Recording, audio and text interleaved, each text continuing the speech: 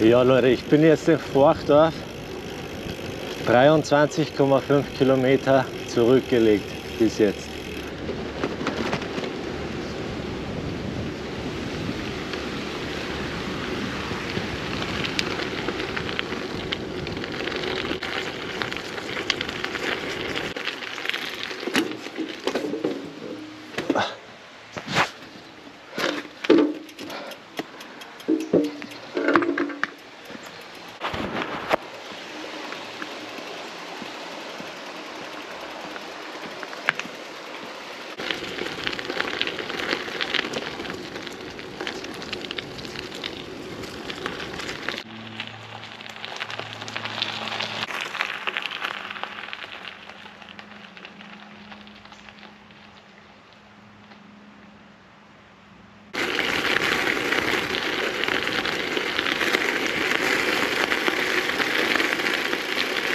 Leute, ich bin raus aus Forchdorf, fahre gerade Richtung Hagenmühle. Ich glaube, ich werde nicht nach Kirchheim fahren, sondern über, über Hagenmühle zum Feichtenberg rauf. Diese Stille hier ist einfach so angenehm.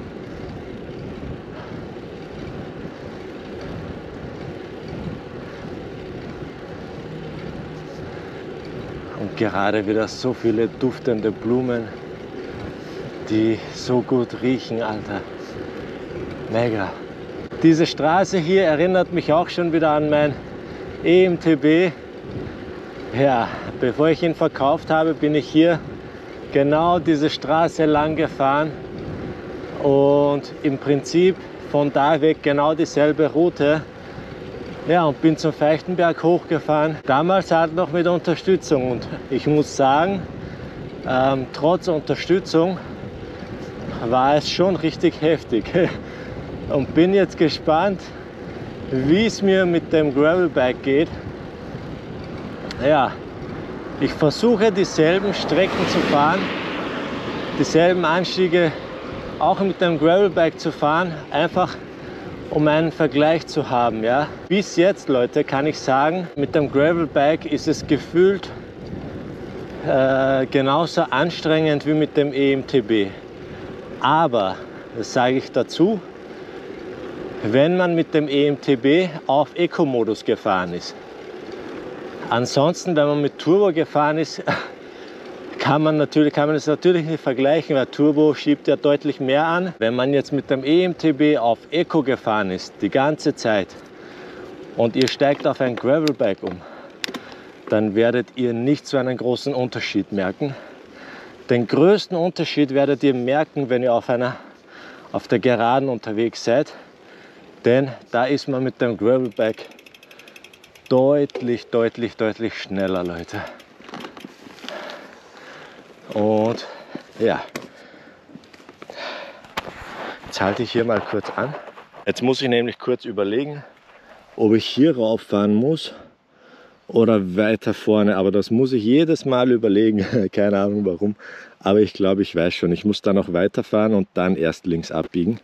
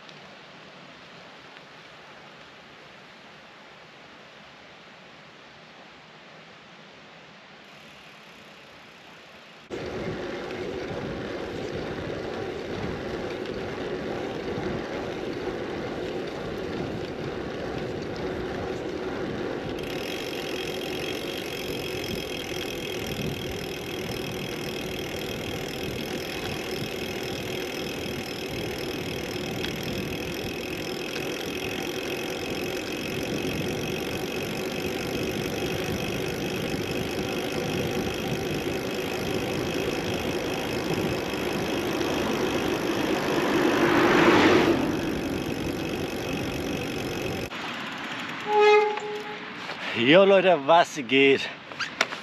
So, ich habe Kirchheim aus der Route rausgestrichen. Und zwar habe hier eine Seitenstraße genommen und die führt nicht über Kirchheim, und jetzt werde ich nicht extra nach Kirchheim fahren, sondern werde hier direkt dann über Hagenmühle sozusagen also zum Feichtenberg rauffahren. Und ja, das heißt, jetzt beginnt dann schon direkt der fette Anstieg, Leute, der fetteste Anstieg dieser Route. Da gibt es rote Zonen, keine Ahnung, alles Mögliche. Ja, ja, und wie gesagt, da bin ich letztens damals noch mit dem EMTB hochgefahren. Jetzt bin ich gespannt. Das erste Mal mit dem Gravelbike, mit dem Rose Backroad, werde ich den Anstieg meistern. Bin schon gespannt, wie es mir dabei gehen wird. Jetzt haue ich mir erstmal eine Banane rein, ein paar Cashews und dann verweile ich hier noch ein bisschen. Dann nehmen wir den Anstieg in Angriff, Leute. Ab geht's!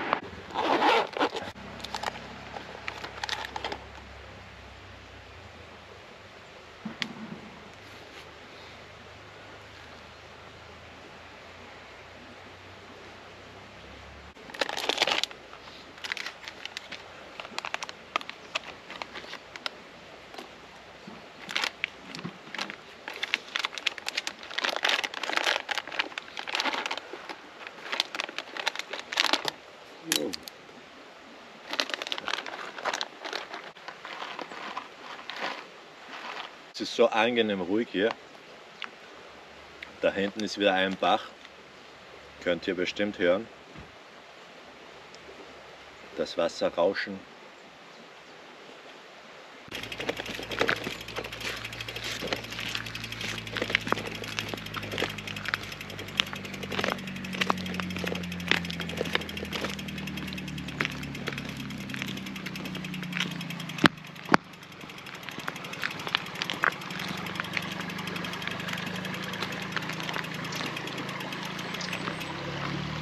Ich habe letztens im Supermarkt sowas entdeckt, ist jetzt keine Werbung, aber alle, die Erdnussbutterzeugs lieben, ihr müsst das unbedingt probieren. Das habe ich wirklich erst vor kurzem entdeckt und seitdem knalle ich mir täglich 2, 3 solche Kekse rein.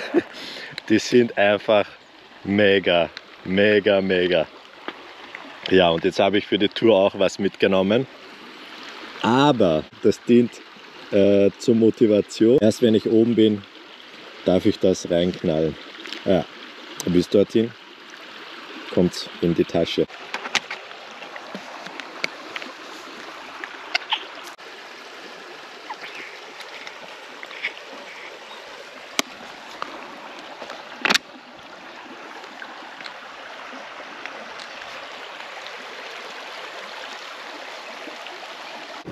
So Leute, let's go Feichtenberg.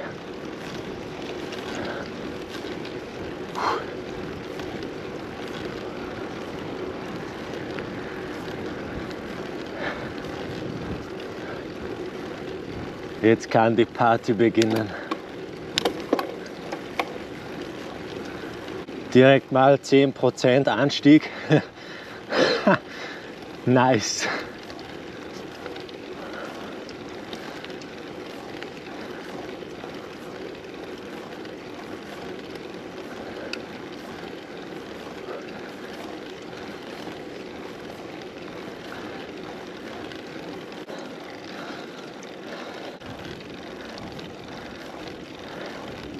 Wahnsinn, die Aussicht hier, unglaublich.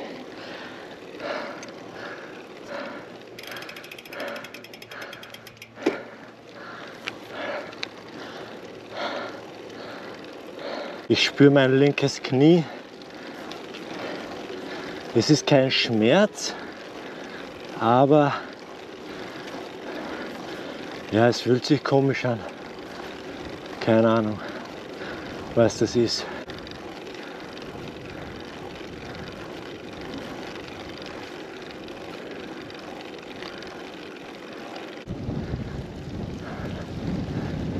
Traumhaftes Wetter wieder. Unglaublich. Leute, die Aussicht rechts von mir Mega. Aber ich will jetzt nicht anhalten.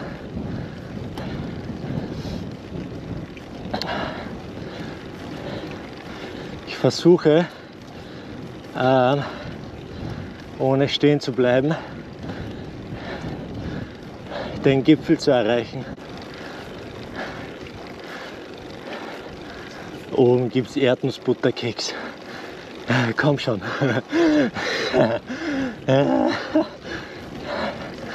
Das Zeug ist so gut. Ich freue mich schon.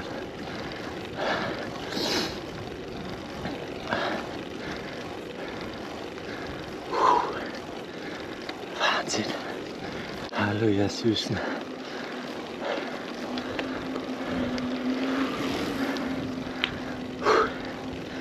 So brave Hunde.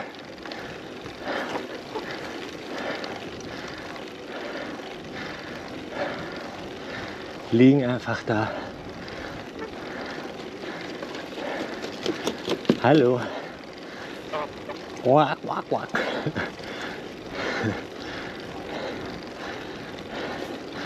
Euch geht's auch gut. Alter. 7% Steigung gerade. Irgendwie wird mein Arsch taub. Keine Ahnung warum. Vielleicht liegt es an der Satteleinstellung. Ich weiß nicht. Komisch. Vorhin dachte ich, ich kann noch einen Gang leichter schalten. Und dann schalte ich so und merke, Scheiße, Mann. Ist schon der leichteste Gang drin.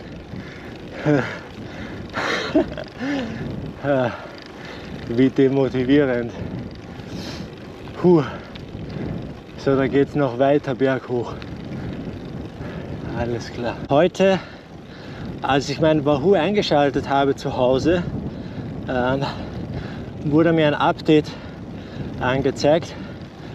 Ja, und den Update habe ich dann gleich gemacht und habe aber nicht gelesen, was da jetzt umgeändert wurde und so. Und während dem Fahren habe ich bemerkt, da ist eine tolle Funktion dazu gekommen. Also es werden jetzt, wenn man eine Tour geplant hat und auf den Wahoo rüberspielt, die Tour startet, werden jetzt die ganzen Anstiege, die in dieser Tour vorhanden sind, euch gelistet. Und ja, ihr seht dann, wie viele Anstiege in dieser Tour gesamt vorhanden sind und ja, wann der nächste Anstieg kommt, wie lang der Anstieg dauert und. Eine mega geile Funktion. Diese Funktion gibt es bei Garmin und nur, aber wirklich nur aus dem Grund wollte ich eigentlich Garmin kaufen. Aber habe mich dann trotzdem für Wahoo entschieden, weil Wahoo einfach bedienerfreundlicher ist und ohne Touch-Display ist. Aber die Funktion wollte ich, also die Climb-Funktion, die wollte ich so gerne haben. Und jetzt, Leute, siehe da, hat Wahoo das auch eingeführt mit dem letzten Update. Mega geil.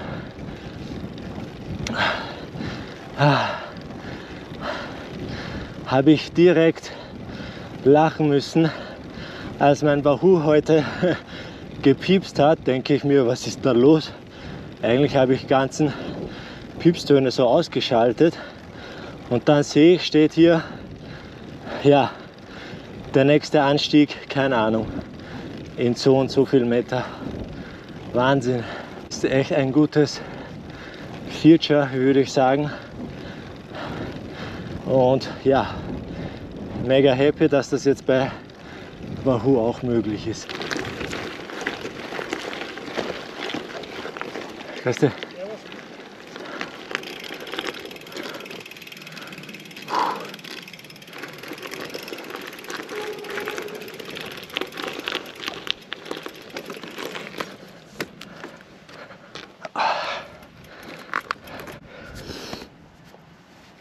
Geschafft.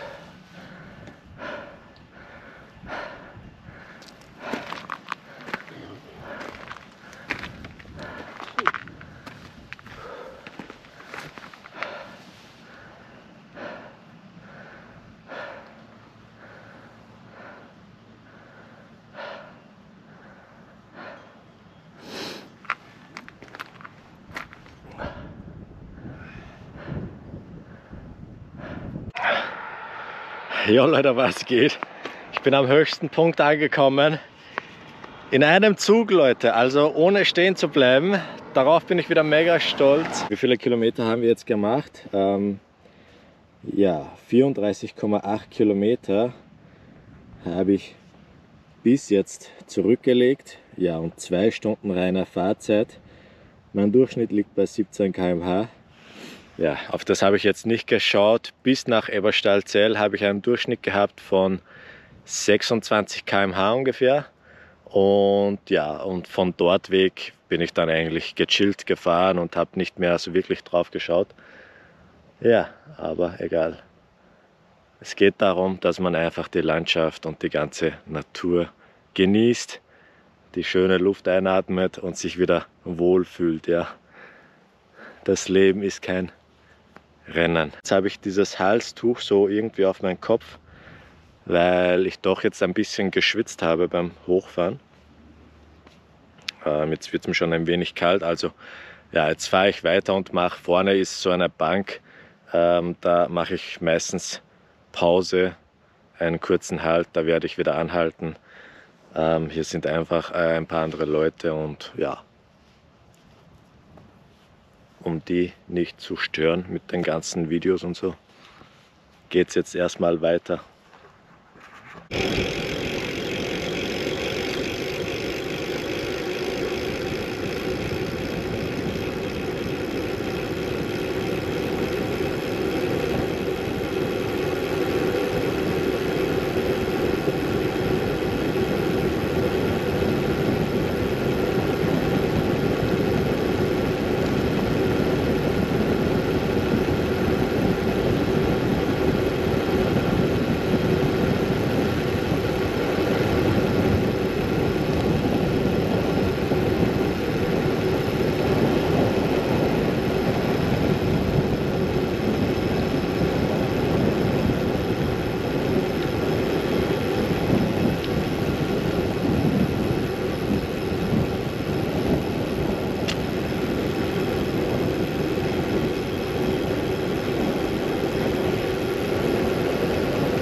Mega!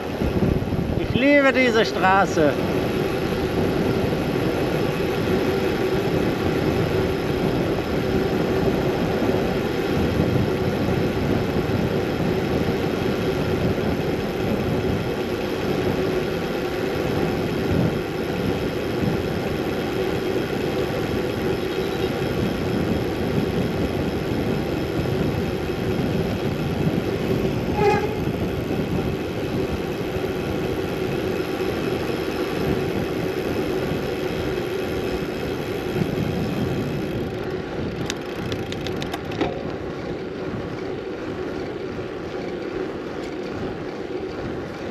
Leute, es wird einfach so kalt beim Bergabfahren.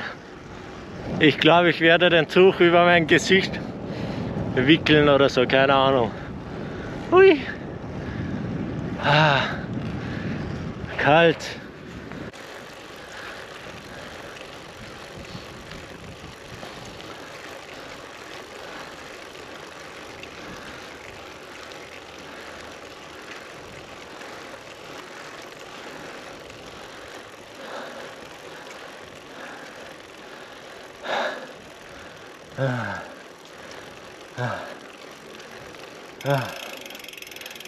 So. Hier müsste eine Bank sein. Genau.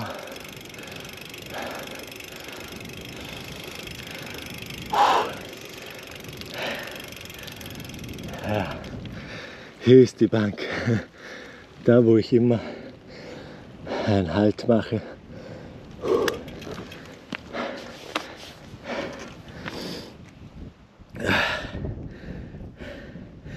Eigentlich habe ich die Tour so geplant, dass ich nach Kirchheim fahre und dann eben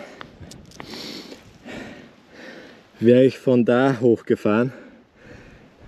Aber ja, dann habe ich es ein bisschen gekürzt, weil ich ja eben die Seitenstraße genommen habe von Forstaff nach Kirchheim und ja, jetzt bin ich da von da hochgefahren. Aber das passt ganz gut, weil diese Strecke bin ich auch mit dem EMTB hochgefahren. Jetzt habe ich einen guten Vergleich gehabt und ja, wie schon gesagt, ich bin jetzt ohne stehen zu bleiben hochgefahren hier und mit dem EMTB habe ich sogar dort, wo die Gänse waren, kurz angehalten gehabt.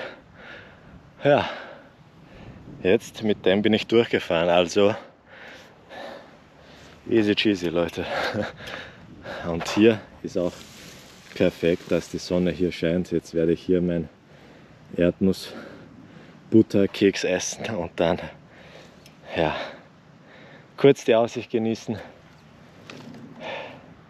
zur Ruhe kommen,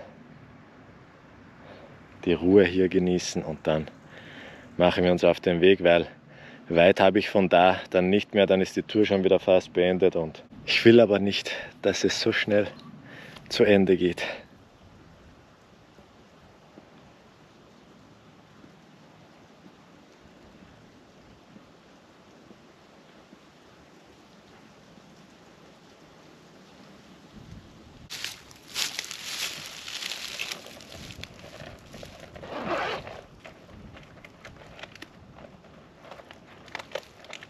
So Leute, jetzt, wo wir es geschafft haben, haben wir unser Erdnussbutterkeks verdient.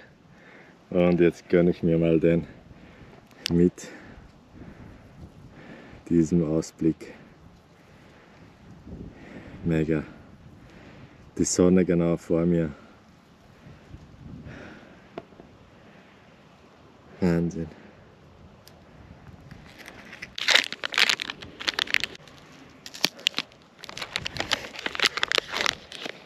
Das Ding sieht so aus, also rund. Ich breche es von der Mitte auseinander und dann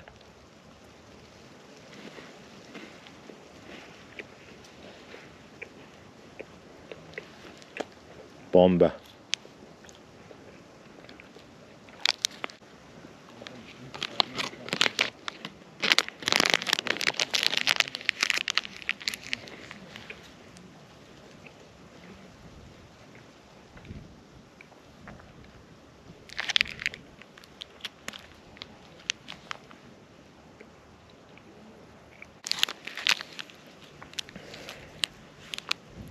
Jetzt gibt es noch von Corny so ein Haferflocken, Haferkraft, Mandel und Karamell. Das habe ich noch nie gekostet, bin gespannt, wie das schmeckt.